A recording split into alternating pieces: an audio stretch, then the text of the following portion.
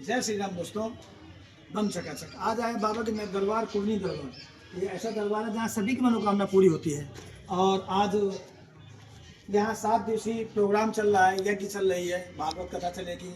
और उसी के जस्ट बगल में बाबा की नगरी जो कुर्नी दरबार, ऐसा दरबार है जहाँ पे न जाने कितने लोगों की झोली भर गई, न जाने कितने लोगों की मन की मनोकामनाएं पूरी हो गई। उसी दरबार पे आपको कराते हैं बाबा के दर्शन। और बने रहे हमारे साथ, तो चलते रहे। और जब आप आएंगे तो ये मेन गेट होगा, ये महिलाओं के लिए गेट है, ये मेन गेट है। जब ये आप यहाँ से जाएंगे तो बाबा के दरबार में घंटा बजाते हैं। क्या बजाते हैं? घंटा।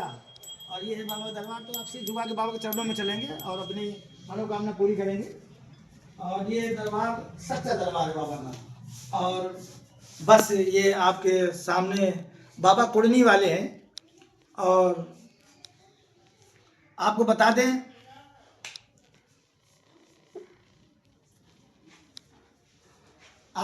कि आपने बहुत जगह दर्शन किए होंगे, बहुत दरबार गए होंगे। इधर आइए, इधर से।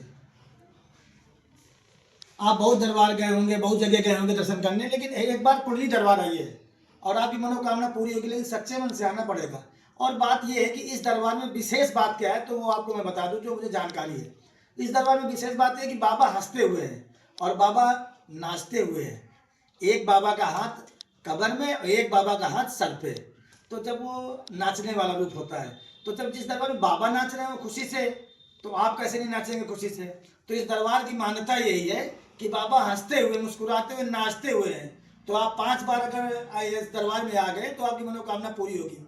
इसी कड़ी में हमारे साथ जो ज्योतिषाचार्य जी हैं, नितिन मिश्रा जी, वो भी आए हैं। तो इस दरबार की कुछ जो जानकारी उनको है, वैसे तो जानकारी उनको बहुत है, और लेकिन भगवान की जानकारी किसको कहाँ होगी। लेकिन जितनी भी जानकारी आपको बात कराएंगे।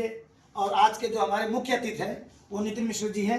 और इस दरबार में जो है 5 देवताओं का, आप जो छवि देख रहे हैं, 5 देवताओं की छवि है। एक साथ आपने कहीं नहीं देखी होगी। और इस दरबार में 5 बार आने से मनोकामना पूरी होती है, लेकिन आपको सच्चे मन से आना पड़ेगा।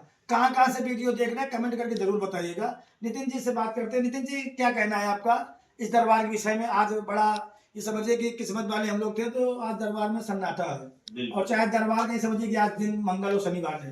क्या श्री राम सभी को, प्यारे मित्रों।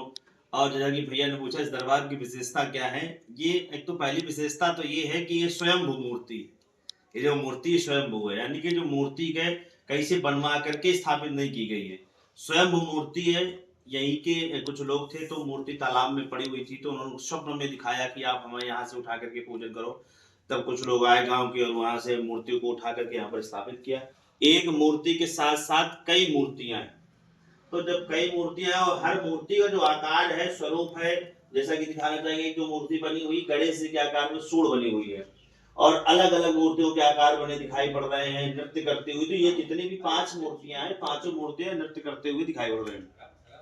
सबसे विशेष बात ये जो प्रमुख मूर्ति यहाँ पर, तो एक हनुमान जी का हाथ सर में है और एक कमर पर। तो इससे ये प्रतीत होता है पुरातन संस्कृत से कि भगवान नृत्य की मुद्रा में, प्रसन्न मुद्रा में यहाँ पर बैठे हुए हैं। और जो भी भगवान के दरबार में जो भी भक्त आते हैं इस दरबार में, तो जैसे भगवान प्रसन्नता के साथ नृत्य कर रहे हैं, प्रसन्न है, उसी प्रकार जितने भी भक्त आते दर्शन करने, वो भी भगवान के दरबार में आ जाने पर प्रसन्न हो जाते हैं। और आपको बताएं कि जितनी जानकारी भगवान की जानकारी किसके पास है, कर